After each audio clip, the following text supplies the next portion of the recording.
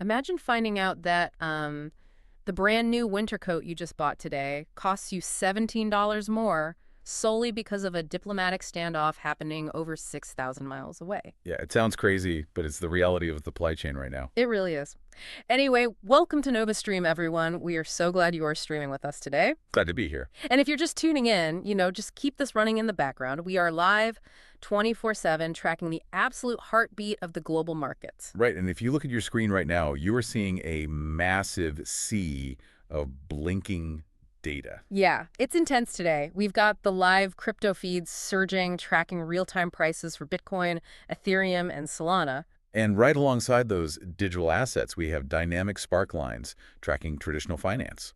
So, the S&P 500, the NASDAQ Q, major Forex pairs, and global commodities. It is a literal fire hose of raw information. Oh, absolutely. And today, that fire hose is running at maximum pressure. The automated breaking news ticker we have running is constantly pulling in some exceptionally heavy headlines from top financial, political, and tech sources. And if you try to process it all at once, it feels overwhelming, right? It just looks like noise. Yeah, exactly. Which is our mission today. We are going to synthesize that noise for you. We're stepping back to look at the big picture and walking you through the highlights of the day. Because you really have to connect the dots between these different sectors. Spot on. To do that, I'm joined by our resident expert to unpack what all these flashing numbers actually mean for your portfolio, your business, and frankly, your wallet. Ready to jump into the fray. Always ready. The data tells a very clear story today, if you know where to look. Then we need to look right at the geopolitical feed. There's a major catalyst that just crossed the wire, and it's the specific reason I brought up that winter coat earlier. Right. The Jay Hurst testimony. Precisely. The Pentagon's top budget official, Jay Hurst, just finished testifying on Capitol Hill regarding the ongoing war with Iran. And we're, 11 weeks into this conflict now? 11 weeks, yeah. And the new cost estimate he dropped, $29 billion. Oh, wow. That number alone is massive. It is. But the real shock for the markets is the velocity of that spending. We aren't just looking at a flat burn rate here. That's right. Hurst confirmed a $4 billion jump in just the last 2 weeks alone. $4 billion in 2 weeks. Yeah.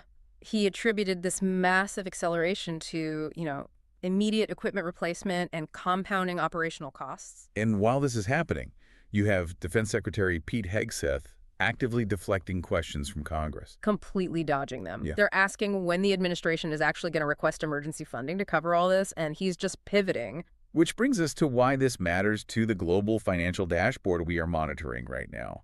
Because this isn't just an isolated military conflict. Right. When we view this purely through the lens of global markets and diplomacy, that $29 billion price tag is causing a massive ripple effect across the entire geopolitical chessboard. Especially regarding China, right? Spot on.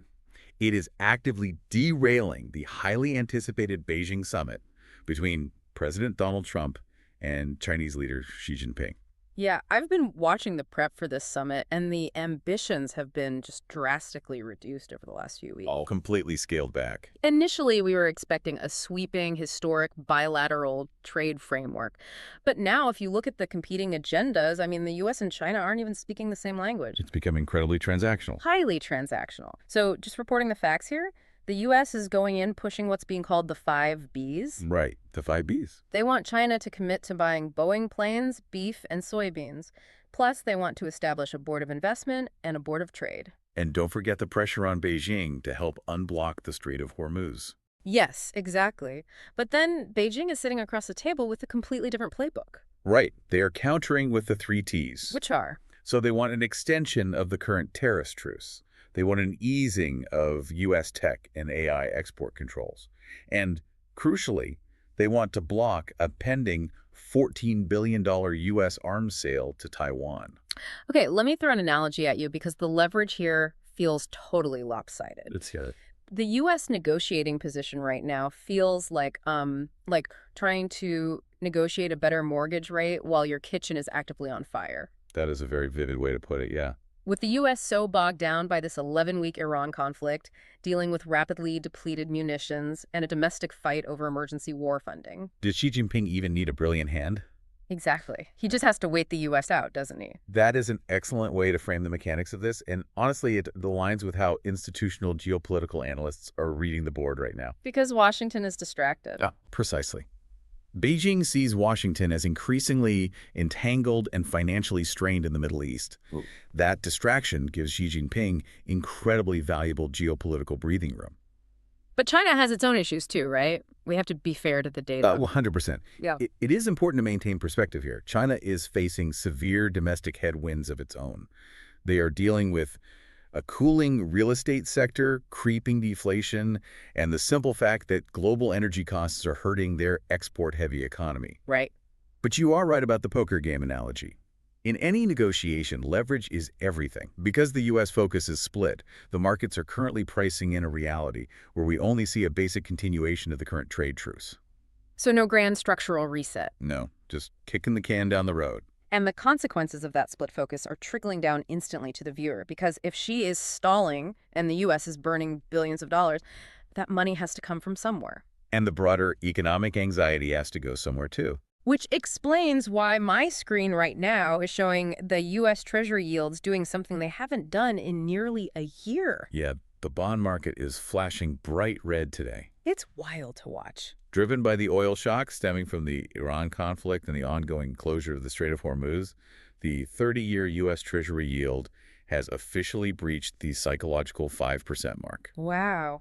We haven't seen it climb that high since July 2025. And parallel to that bond spike, the April 2026 inflation data just dropped onto the ticker. I saw that. It hit 3.8%. Which is the highest inflation rate we've seen in nearly 3 years. But here is the critical data point for anyone watching our stream right now, looking at their own finances, because national wage growth is sitting at 3.6%. Ouch. Right. That means mechanically, inflation has officially crossed the line and is outpacing your salary. The cost of everyday living is now rising faster than your paycheck. Which brings us right back to why those bond yields are spiking. It is a direct cause and effect. Well, investors look at 3.8% inflation and they demand higher compensation to hold long-term government debt. If you are locking your money up for 30 years, you need a yield that beats inflation, or you are mathematically losing purchasing power. That makes perfect sense. Plus, the markets are now pricing in a 70% probability of a Federal Reserve rate hike in 2027. We are watching a high-stakes standoff between bondholders demanding returns and a market struggling with rising costs. I want to make sure we bring this macro data down to the micro level, though, right down to the viewer's wallet. Always a good idea. Because a 30-year bond yield feels very abstract until you try to buy clothes. We just got retail data showing apparel prices saw their biggest jump in 3 years. Which is where your winter coat comes in. Exactly. On average, consumers are paying $17 more per clothing item, outerwear and jackets, up a staggering 24%. It is a massive hike for one season. And a standard pair of women's straight leg jeans is up $10. All of this is tied directly to that oil volatility and the trade tariffs pushing apparel duties to their highest level in a century. It's a perfect storm for retail. But I have to push back here, or at least ask the question I know our audience is screaming at their screens right now. Go for it. Say I decide to walk to work. I give up driving entirely to save on $5 a gallon gas. Am I seriously still paying for the oil shock just to buy a winter coat? How does that actually work? Unfortunately, yes, you are. And it comes down to the insidious nature of supply chain inflation. Right. Oil doesn't just go into your gas tank. It powers the massive cargo ships bringing those jeans across the ocean. It powers the manufacturing plants weaving the textiles. It fuels the diesel trucks and the logistics networks delivering the coat to your local store. When you combine the soaring cost of physical transit with the new international tariffs we discussed, retailers are facing a massive margin squeeze. So they just pass the buck directly to the consumer? Precisely. Our data feeds show that despite consumer demand actually stagnating, 71% of fashion executives are planning to increase prices this year. Wow. They have to, just to protect their profit margins. You are literally paying a premium for geopolitical instability at the retail checkout line. Which perfectly explains the massive pivot we are seeing on the digital side of our stream today. The flight to safety. Exactly. If you are an investor and inflation is eating your wages and 30-year bonds are yielding 5% but carry a massive inflation risk. You are hunting for a safe haven. Yes. Just look at the live crypto spark lines on your screen right now. Bitcoin has pushed completely over the $80,000 mark. The flood of institutional money entering the crypto space right now is historic. We're tracking the spot Bitcoin ETFs, and they recorded nearly $1 billion in net inflows just in the week of April 17th alone. Just to clarify for anyone casually tracking this, when we say spot Bitcoin ETFs, we aren't talking about retail investors buying a fraction of a digital coin on an app on their phone. No, not at all. These are massive traditional Wall Street funds sucking up the actual underlying asset to hold in reserve, right? That is a very important distinction to make. This is heavy Wall Street institutional money. And that $1 billion in a single week is part of a broader 7-week streak that pulled in $3.43 billion. That is just staggering volume. It really is. BlackRock's IBIT fund is absolutely dominating this space. They currently hold over 821,000 Bitcoin. Wait, 821,000? Yes. To put the sheer scale of that into perspective, that is almost 4% of the total global supply of Bitcoin sitting in one single institutional fund. So break down the mechanism here. Why this specific moment for such a massive influx? What is the trigger? Institutions are aggressively buying the dip, and they are officially treating Bitcoin as digital gold. So it's a hedge. Exactly. It has become a primary hedge against the exact macroeconomic uncertainty, the 3.8% inflation, and the geopolitical instability we just talked about. Makes sense. But mechanically, what is driving the price up to 80,000 is a classic supply shock. Because the funds are buying it faster than it can be made. You've nailed it. These ETFs are absorbing Bitcoin from the open market at a rate that far, far exceeds what daily mining operations can produce and add to the network. Oh, wow. When institutional demand outstrips newly minted supply by that kind of multiple, the price only has one direction to go. It is a fascinating dynamic to watch play out in real time, but if we glance over at the tech feed on NovaStream, we are seeing an incredible divergence. A tale of two tech sectors, really. Spot on. Digital assets like crypto are soaring, but traditional physical tech, specifically legacy silicon, is experiencing a historic crash. Meanwhile, the AI compute sector is going into absolute hyperdrive. We need to unpack Intel's brutal reality check, because the numbers flashing in red on the screen are grim. Intel's current situation is a textbook example, perhaps the ultimate example, of legacy tech struggling to pivot in real time. They just posted their worst market sell-off since the year 2000. I'm looking at the quarterly breakdown, and it is rough. It is brutal. A $1.61 billion loss for Q2. They completely suspended their dividend, which immediately panicked all their income-focused investors. Right, because that dividend was sacred to a lot of portfolios. Totally. They announced 15,000 layoffs. And perhaps the most shocking metric, their internal foundry business, the actual physical manufacturing side, lost $13 billion. Unbelievable. They are hemorrhaging massive market share to competitors like AMD and NVIDIA. And their fall was so steep that it actually dragged down the entire chip sector temporarily. We saw what analysts call buyer exhaustion. How does that happen? This was amplified because so many investors were heavily leveraged in broad semiconductor ETFs. When a giant like Intel misses expectations so badly, it triggers algorithmic forced selling across the entire board. So the bots just dump everything. Pretty much. But if we pull back and connect this to the broader economic picture, it highlights a fundamental permanent shift to the tech economy. Which is what? That the demand for traditional PC and server CPUs, which is Intel's historic bread and butter, is incredibly soft. Right. The world doesn't need slightly faster laptops right now. But the demand for AI compute, specifically the raw GPU capacity that NVIDIA produces, is insatiable. We're seeing headlines all over the ticker calling AI compute the new oil. And that is not hyperbolic. AI computing power is literally transitioning from a niche software service into a standardized, globally traded commodity. Wait, really? A traded commodity? Yeah, CME Group, the company that runs the Chicago Mercantile Exchange, is planning to launch actual futures contracts for computing power. That is wild. Think about that. We are reaching a point where physical data centers are being viewed by the market as the new refineries. They take the raw material of global data and refine it into valuable AI models. Okay, let me try another analogy to see if I have the mechanics of this right. Go ahead. So Intel is essentially acting like a legacy automaker. They are stuck with these massive, clunky factories and billions in specialized equipment that can't just magically switch to printing NVIDIA chips overnight. while at the same time, AI computing power is becoming the literal electricity or crude oil that the entire modern economy is going to run on. That is a perfect comparison. An automaker can't just retool an internal combustion factory overnight to make advanced EV batteries. Right. Intel is burdened by its own physical legacy. And because the global demand for this new oil, this AI compute, is so incredibly intense, we are hitting a terrifying physical limit. An energy limit, you mean? Yes, we are facing a severe energy bottleneck right here on Earth. The extraction of AI insight requires massive amounts of electricity. I've seen some of those charts. Projections on our dashboard show that AI data center power consumption could double by 2030. That puts immense, possibly catastrophic strain on our terrestrial energy grids. Which brings us to perhaps the most out-of-this-world headline on the ticker today. Because if the industry needs more places to drill and refine this AI oil and the Earth's power grid can't handle it, they are looking up. Literally looking up. Yes.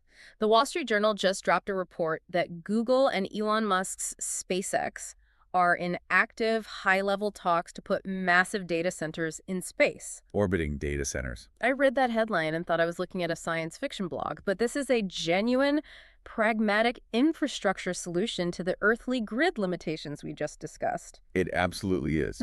When you break down the physics of it, satellite-based data centers solve two primary bottlenecks. Okay, what are they? First, they could harness unfiltered solar power continuously while in orbit, completely independent of our overloaded terrestrial power grids. That makes sense. No clouds, no nighttime interruptions. Exactly. And second, one of the biggest costs of a data center is cooling the servers.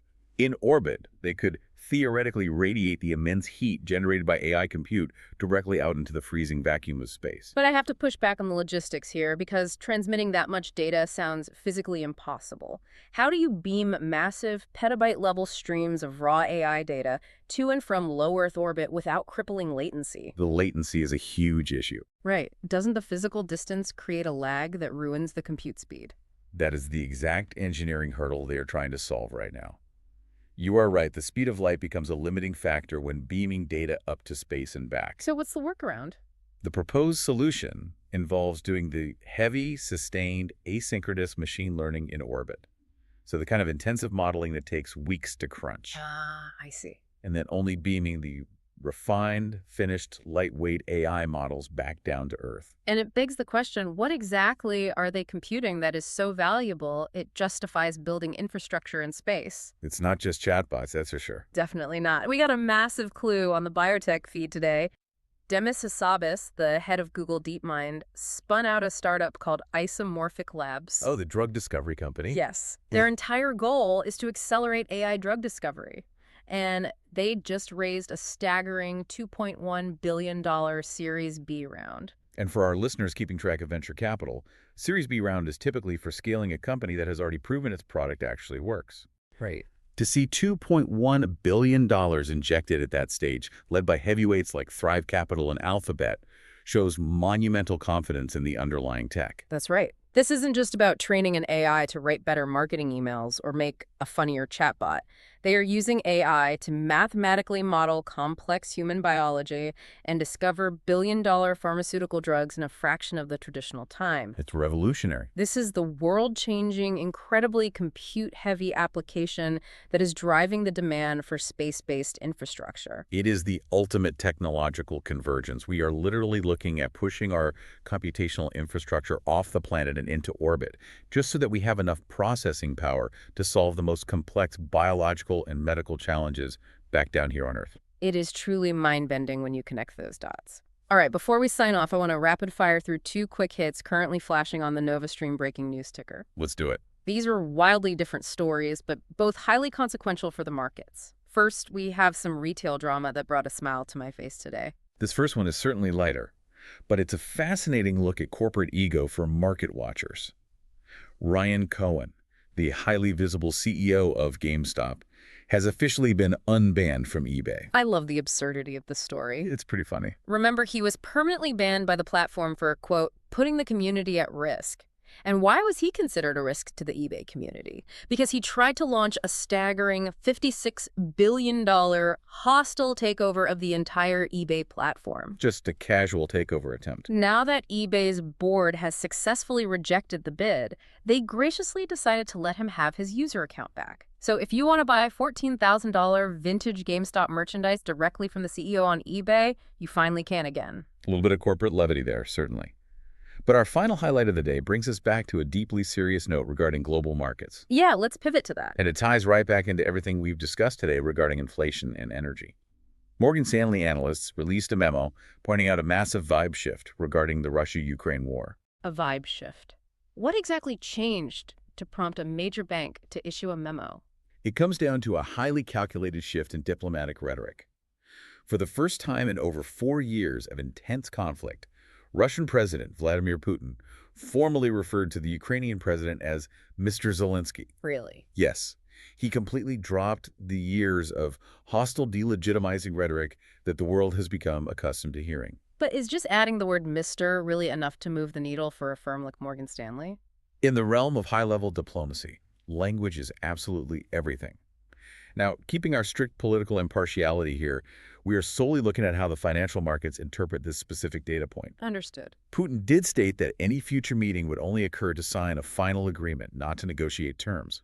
However, this tonal shift is happening concurrently with a reported short-term ceasefire. Okay.